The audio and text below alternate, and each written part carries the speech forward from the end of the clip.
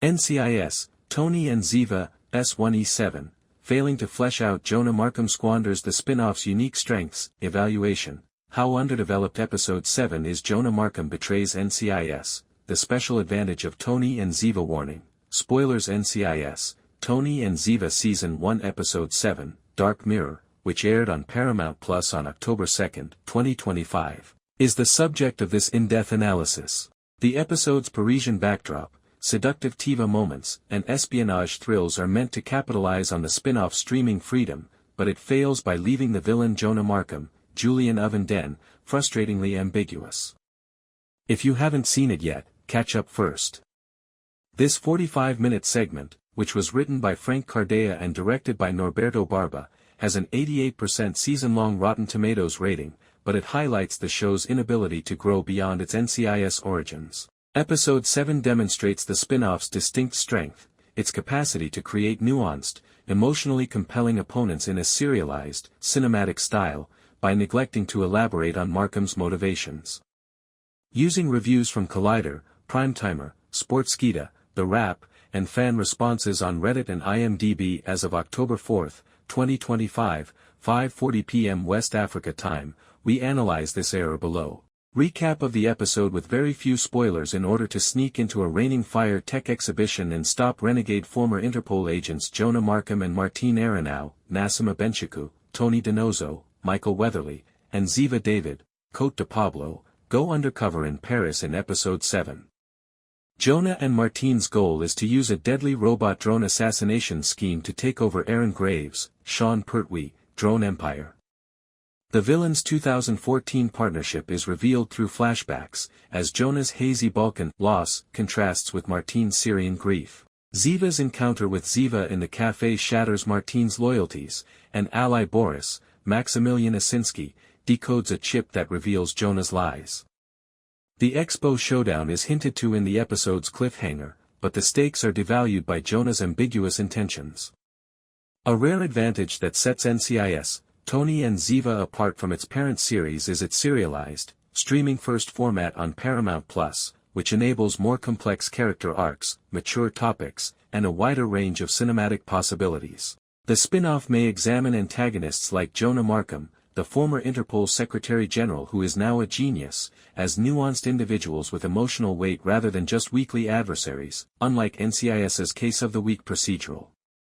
Its European backdrop, TV romance, and high-stakes conspiracy, hacking Tony's firm, painting the duo as terrorists, offer a Bourne meets rom-com vibe, as Collider writes. The show's 88% Rotten Tomatoes score reflects this potential, with fans on X complimenting its fresh, sexy spin.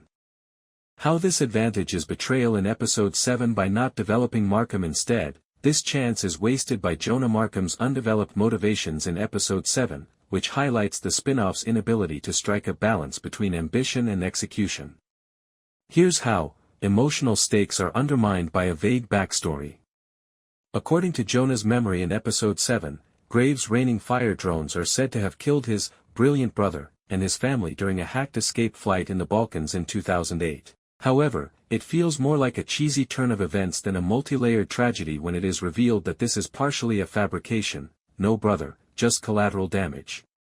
Jonah's transition from retaliation to a controlled chaos drone power grab is left unclear by Primetimer's description of it as foggy facts that don't land.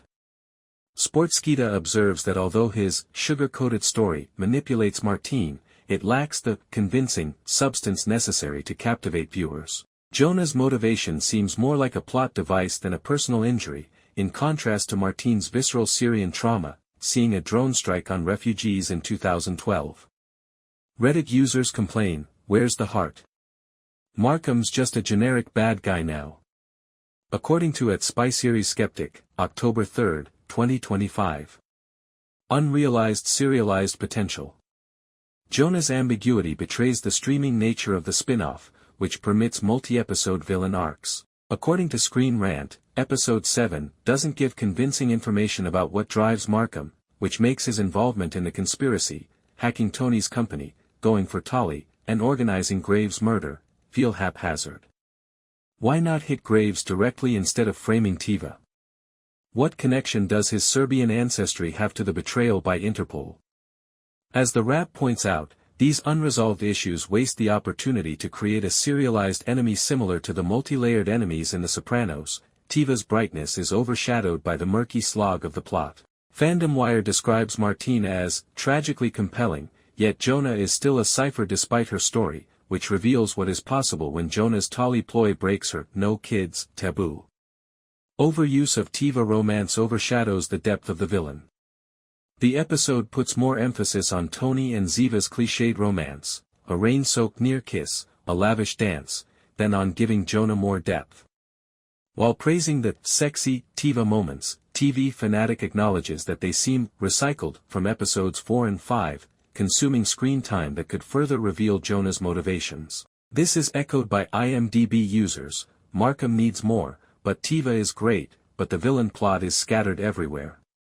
When Jonah's dark empath aura, as Archie puts it, lacks foundation, the spin-off's advantage, mature, serialized storytelling, fails, making the stakes seem abstract in contrast to Tiva's palpable connection.